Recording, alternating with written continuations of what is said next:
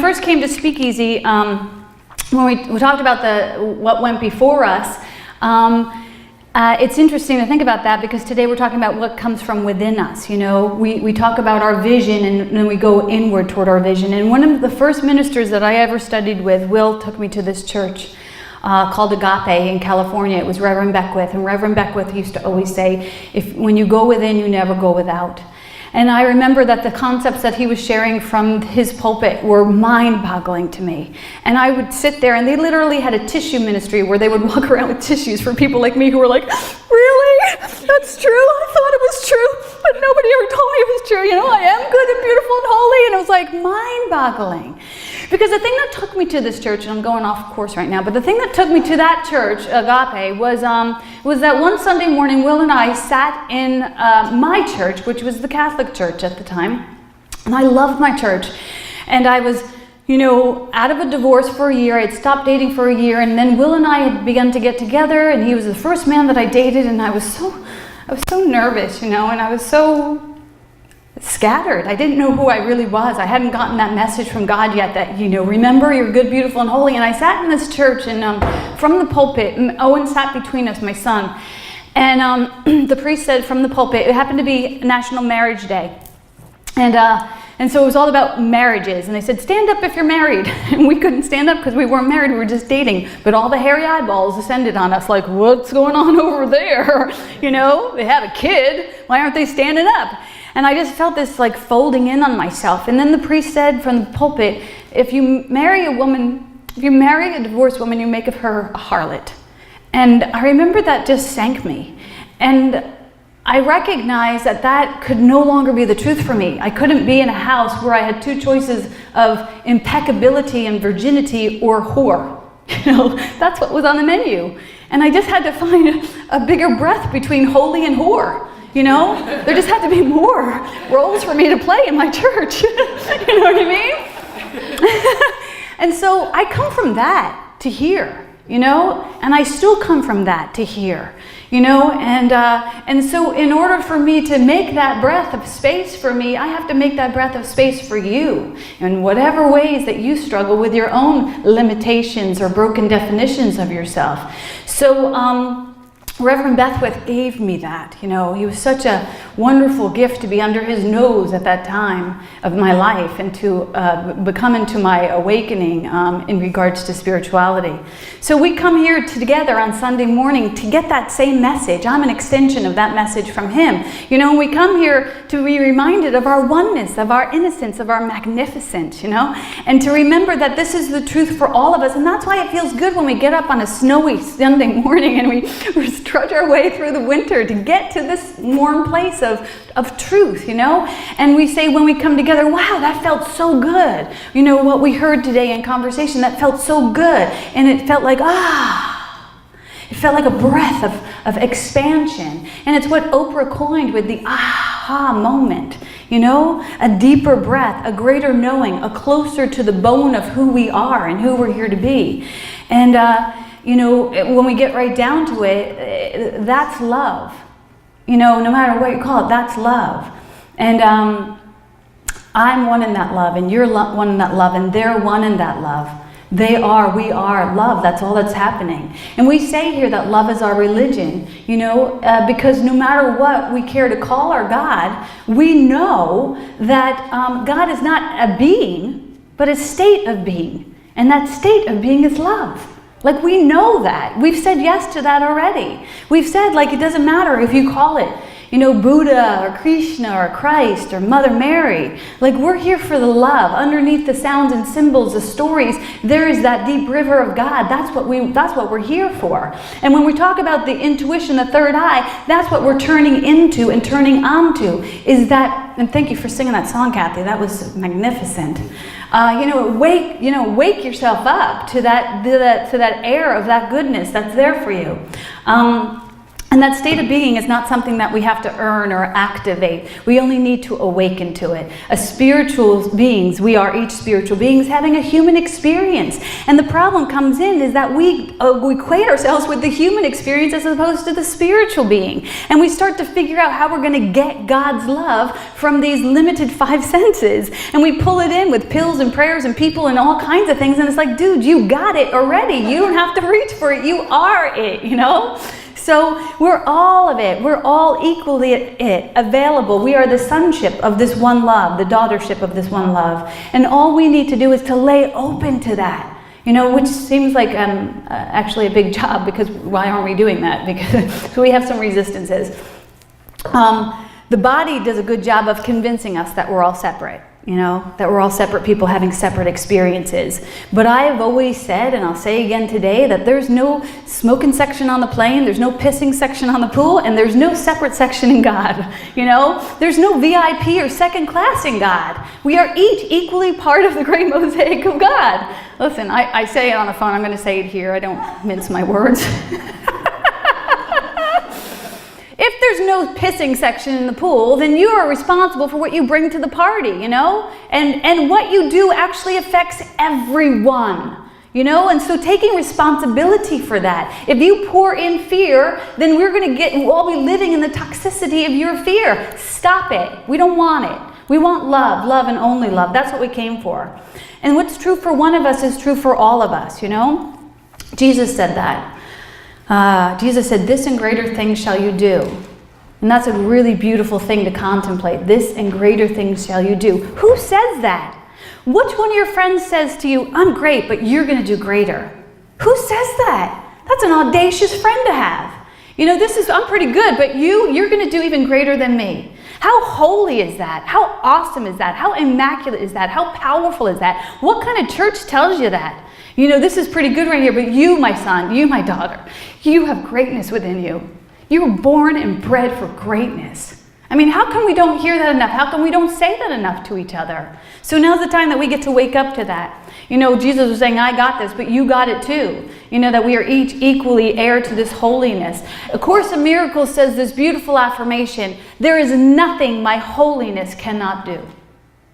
There is nothing my holiness cannot do. Let's just say that together, because you all need to say it in your own mouths. 1, 2, 3. There is nothing my holiness cannot do. With that kind of passion and that kind of permission slip, what the hell are you waiting for? You know what I mean? You got to own that, you know? We're moving towards Christmas. We're moving towards that Christ Mass. Christ Mass is when the Christ within you is birthed again. You know, a Mass is a place where people come together. Christ is a Christ consciousness, the truth of who you are and who you've always been. We're moving toward that. Whatever religion you believe in, you know, this is a time where we move through the darker nights and we get to be that light and activate that inner light and turn within. You know, to tuck your chin and really turn within toward that inner flame and activate and dedicate these darker hours to cultivating a little bit of attention toward that inner flame, that stillness, that ability to listen to the still small voice, not the crazy ramblings of the world, but the still small voice that is literally designed solely for your ears.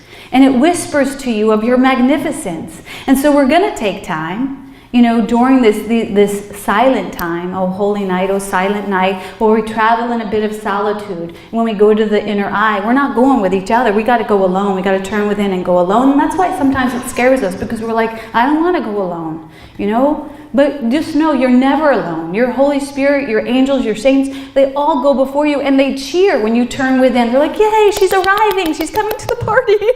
Everything's been planned for you. So, on this journey, your needs are met. Your way showers are standing on the road to your holiness, whispering, yeah, move forward, move forward. Don't get hung up on this little crazy stuff, you know. Your anticipation is, your arrival is anticipated. You know, the door is open, there's no lock. And we go with the Holy Family making our way to this pilgrimage, you know, to birth that Christ consciousness in a greater way than ever before in us. A lot of people say, you know, the next time that Christ consciousness comes, it's not going to come in one individual, but it comes through all of us.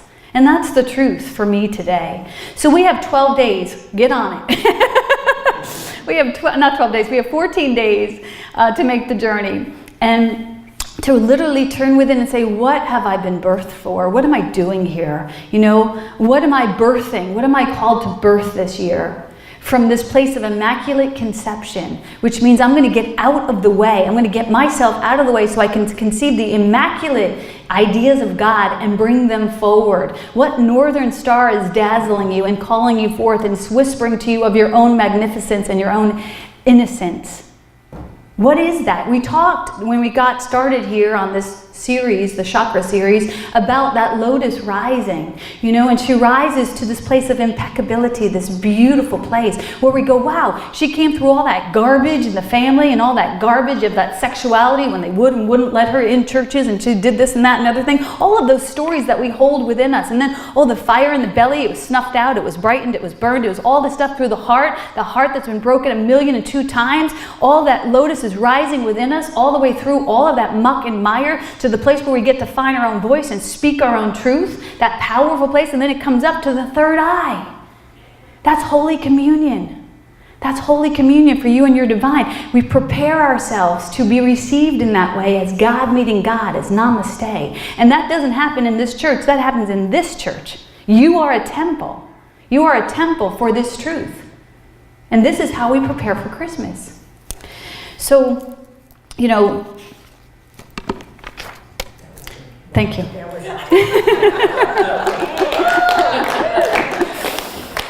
Well, that's all God. You know, that's all God coming through me, you know, in the same way that it comes through Kathy, it just comes through you, equally available to you as we get out of our way. So some of this stuff we got to do, you know. When we're talking about that internal teacher, that third eye, it's intuition. It's not intellect. Intellect will take us out of the game. But intuition is that inner connection, that Holy Communion. And intuition is about instinct. It's about the natural flow of your truth. You know, it's intuitive, it's organic, it's natural. You already have it. You already have access to it. It comes if it curses, if it's ragged, if it's worried, if it stutters. That's you. That's beautiful. Own it. Own exactly who you are and how God shines through you. It's like you are a stained glass window for God. You can't worry about what the different little pieces of the glass are going to look like. Just let the light shine through you, because God knows exactly where it's supposed to shine. We talk about this every single morning on the Course in Miracles call. We do that prayer from St. Francis, the make of me a channel. Literally, that prayer is saying, get me out of my way. You know, don't get me, but actually let me be used. Throw myself open, pull myself apart, and let me be used. You know, because in that place of being fully used is when you're going to find your Holy Communion, your most magnificent moments. You know, the prayer says, where there's hatred, let me sow love. Where there's injury, pardon. Where there's doubt, faith. Where there's despair, hope. Where there's darkness, light. Where there's sadness, joy. So we're literally saying, let me get all that crud out of the way and let me be the audacious characteristics of God. You know, because God is not hatred or injury or doubt or despair or darkness or sadness. God knows nothing about that. God did not author any of that.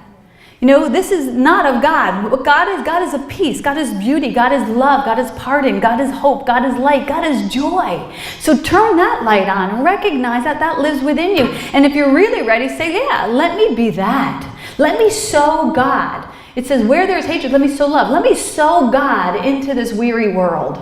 Let me be that thread and that needle.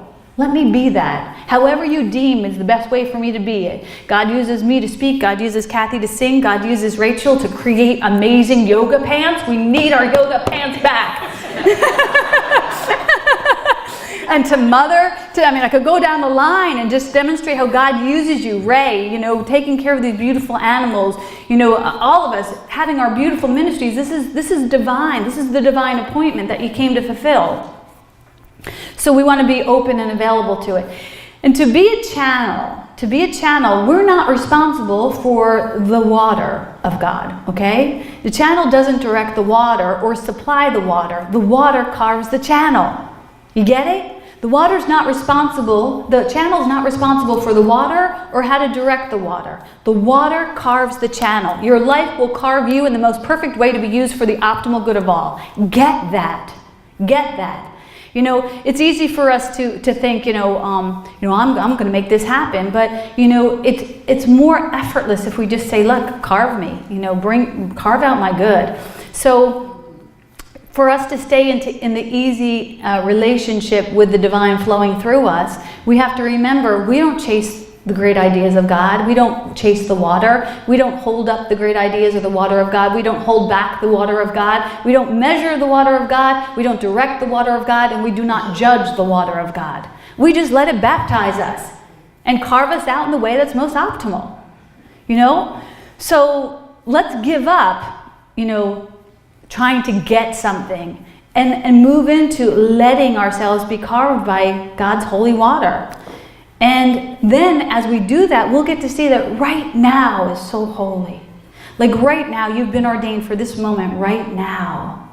Right now, right now, right now is the most holy place on earth. You know, so we get to activate within ourselves the impeccable desire to be right here. And when we arrive right here, the only thing left to do is to murder our desires. That's all our desires were good for, just to get us to this moment. And then after that, we could say, I've arrived at this moment. I need nothing. You know, the Lord is my shepherd, has led me to this moment, and I need nothing in this moment. My needs are fulfilled in God by the right of my consciousness. You know, can I get an amen on that one? Amen. Thank you.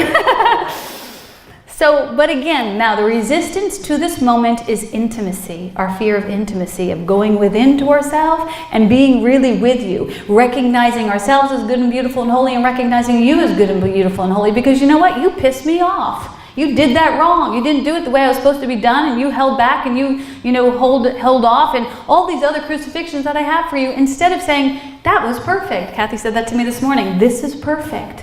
This is perfect exactly as you've arrived. And me in my ragged ways, this is perfect exactly as I have arrived. And so when I can think about, you know, that Catholic Church and that moment that I had in Catholic Church, that was perfect for me. How else would I be given the concept and that fire in the belly to move forward and say, I want something different? You know, if I was served up the same thing every time and I fell asleep to it, I wouldn't move forward. But getting to have my knees slashed let me learn how to walk again. You know, so any place where you felt like you've gotten cut at the knees, that's where you get to grow new legs. Okay. That sounds funny. Sounds kind of creepy, like an octopus. Aren't there things in nature that grow new legs? Like when you cut them off, what are they? Octopus? Octopi? Lizards. Lizards? All right, we got to research that and come back to it. Something for us to know. All right, so some people say, you know, when we get to that place of discontent, we say, God, the world is a battlefield. You know, that's why we close up on ourselves. We keep getting hurt and slashed and cut. The world's a battlefield. Some people say the world's a playground. Some people say the world's a classroom. But the world actually is a mirror. It's a mirror. It's a reflection of you. And if you're not looking into that mirror and saying, this is beautiful, this is for me, look at this gorgeousness, this is for me, then you know you got some cleaning to do in your channel. That's it. That's all that's for. You know, if once you look out into the world and say, this is good and beautiful and holy, and I am in love with this, then you're ready. Then you're there. You're at that moment. But as soon as you get a judgment on something, you can say that something's blocking the brilliance of God from shining through you. You don't want to leave, Maureen. It's too good to leave. No, exactly. Yeah, that's all right. It's recorded for your benefit.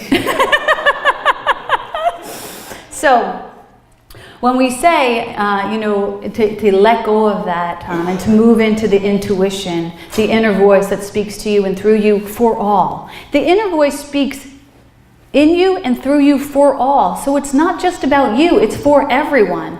And it doesn't take serious your trivial little stories of I'm bad, I'm bright. It's like, it doesn't even hear that, you know? It activates a bigger wisdom. And it washes away all of that old stuff. It literally washes it all away. I like to say, in order to grow, you have to let go of all that you are and all that you know. Like, you have to let it go.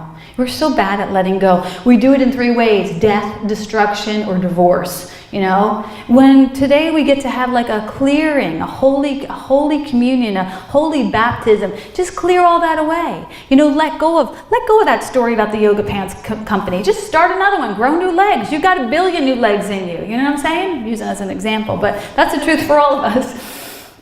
So So that's how we get to be a channel, is to really let go and know there's more where that came from. I'm not going to get hung up on this stingy little ideas. God's not stingy. So give that up. What God would have us be is present, with our magnificent self. And our desire to be present is great. It needs to be greater than anything else in the world. To arrive at this moment. I already said all that. The mirror, got that. Our best thinking. Here we are. Okay, so clear, holy vision comes from a clear, holy heart and a clear, holy mind, moving past all that muck and mire. So we have to cultivate, what does it look like to have a clear, holy heart and a clear, holy vision? And we're asked to be like water. Not just to have God's water wash over us, but to literally be like water. Water is non-resistant. It flows with life. And our best thinking is the thing that interrupts that water. Isn't that funny? Thinking is not an optimal thing to do. I would even dare say it's not even natural. Receiving, being present requires no thought. It takes effort for us to excuse ourselves from the moment and go off thinking. Staying in this moment is golden, and yet we've lost the art of it. To be present, there's a major difference between being here physically and mentally. Because we can all be here physically, but I could be off in Hawaii right now for all you know. So we got to begin to really connect with that silence, that beautiful snow of the season that blankets everything and settles us down. And we come on Sunday morning to literally slow our pace down with each other so that we can settle into a little story that brings us to the present moment, a song. It brings us to the present moment. And together, when we're in this present moment, then we get to journey and we get to sit up and lean in. And we get to receive, and it feels good to receive. We're designed to receive, to be reciprocals of nature, to have it flow in and through and for us and back out again. God creates through us, so we need actually very little thought for creating with God. We set ourselves aside, we lay open for God's guidance, and that's how we stay open to intuition. And when we do that, it actually feels natural and peaceful and freeing and unencumbered. And the problem that comes in is that we think, and this is kind of funny, the problem that propels us into thinking is kind of funny. We think that God needs our help. How funny! That's so funny. We think we're large and in charge, and we're not. God's large and in charge. So we got to get into right connection with God. We got to be right size with God. We don't have to go to God. God doesn't say, this is the day the Lord has made for you to rejoice and be glad. What do you think? No. What do you think about it? Who cares what you think about it? That will take you out of the game. I want you to be here and enjoy it. The only way you can enjoy it is if you're present with it. So we have to say to God, let me know your thoughts, God. Now, when's the last time we said that? Let me know your thoughts, God. Let me be inspired by your wisdom. Let me be an open channel to your good. Let me grasp onto God's great idea, because God's great idea is a whole lot better than my greatest idea. God's worst idea is 1,000,000 times better than my best idea. That's just the truth, So let me get out of the way so that the great idea can come through, can wash over and through and lift me like a little grain of sand and deliver me to where would be most optimal for the great plan of God. That's the truth for you too. So we're going to work on a little process right now if we have a minute. And I have something that I want to share with you. This was from my first teacher, Reverend Beckwith, and it's called the visioning process. And you can take out a pen, or you can just think through it with me, but I'm going to lead you through it, and there's pens here if you want to, or you can wait till you get home, and we'll kind of walk through it a little bit. I would love for you to do this for yourself this season, to really connect to the great vision of God for you. This is one way to do it, and I've found it to be one of the most optimal ways to do it. And Reverend Beckwith from Agape created this, and then he sells it in a packet, but he literally gave it to the world. He said, if you know this, teach it, which I think is a really wonderful and audacious thing to do. So I think I actually need one. Can I get one? I know, I don't have one. Thanks. I'll give you. Thanks. So the first step in the visioning process is to ask yourself, what is the highest vision for me, God? What are your thoughts? And as I talk you through these steps, you can take notes if you want to, or again, you can wait until you get home. Before you even begin, what you want to do is you want to create a sacred place of stillness. So we're just going to do that, even though we might not or write words. We're just going to take a moment to just be still. Take a nice breath. There's pens going around, so if you need a pen, it will come to you. Don't worry. Just take a nice breath and settle down into this moment. Be present in this moment. And connect with your breath and connect with your heart. And connect with that internal teacher. And say to that internal teacher, we are here to listen to you, to your highest vision. To your highest vision for my life. It could be for our community. It could be for a ministry. It could be for your career. It could be for your relationship. Whatever it is, you want to put that in the purpose statement of what is this visioning for. And then before we even begin asking questions of the divine, we want to sow the soil a little bit with love and gratitude. So you want to think about those things, those blessings that you've been given, all of the great ideas of God that have come for you. You have been blessed with 1,000,000 great ideas. A Course in Miracles says we've been given 1,000 reasons to gladden ourselves, and we refuse all of them. So today, before we begin this process, we can open up the channel with gratitude, and say, I'm so grateful for my relationships. Go through the Rolodex in your mind. My relationships, the shoes I have on my feet, my home, my companion, my community, my celebration of my good, all of it. Like, just think of all of the ways that you've been blessed. Believe it or not, we're like the 1%. There's people in the world who have nothing. We've been so blessed. So begin by recognizing that first. Before you ask for the great vision of God, you want to first recognize the way that you've been blessed. And then the first question is, Holy Spirit, what is the highest vision for this? And then as you begin to contemplate, just let any images or song lyrics or sounds or feeling tones come to you. Whatever comes is perfect. Just be open to listen. What is the highest vision for me? And if you get nothing, just wait. Just wait. So we'll be here for 1 minute if you want to contemplate, God, what's the highest vision for me?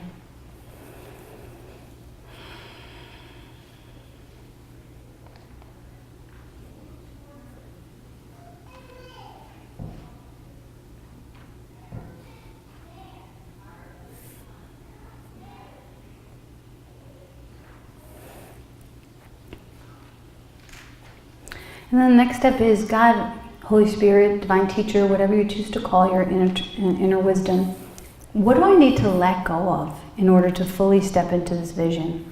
What do I need to have healed? What do I need to surrender? What old habits, what old ideas, what old jagged places, what broken definitions do I need to let go of so that I can really be an open channel for this idea to be birthed through me? This is the same thing when we talk about the Immaculate Conception with Mary. Is like what she brought into the world was immaculate because her channel was immaculate. So what do I need to clear my channel? What do I need to give up in order to clear that channel to birth Christ through me?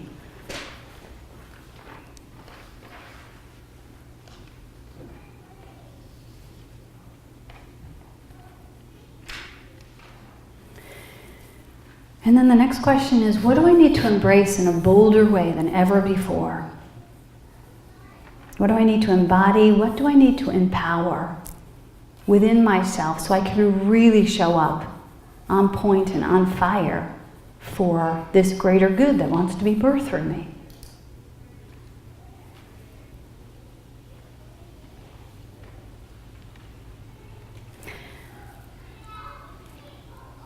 And we're going fast. We usually take more time with this, but just so that we can get to the conversation, the last question is there anything else? Is there anything else for me to know? Are there any signs or symbols, any, phrases, any words that would help me to see that I'm on course with your plan? Is there anything else?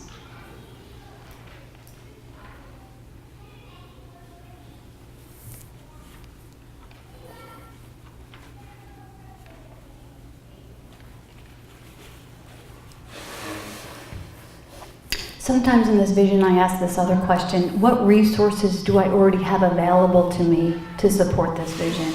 What resources are already available to me, which is a good question.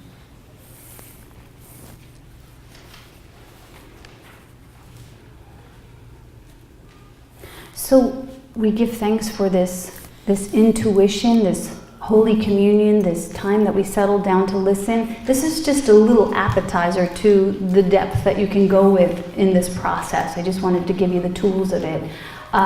So take that home with you, and we're gonna have a conversation on it. So if you have any questions about it, we'll get into it. But basically, I wanted to tell you to end that you are a channel of God's love. That you are, and what you're here to birth is beyond what you could even know to ask for at this moment. But if you lay open, it will come through you and dazzle you first. You'll be blessed twice by it, once by receiving it, and next by extending it. And that is the truth and the whole truth. Thanks. Yeah. Hey, thanks for watching. If you want more tips and tools on how to be a spiritual vixen, go on over to my website, maureenmuldoon.com, and you can sign up for my love notes. Until then, I'm Maureen Muldoon, the spiritual vixen, reminding you to love more, fear less, and don't forget to laugh.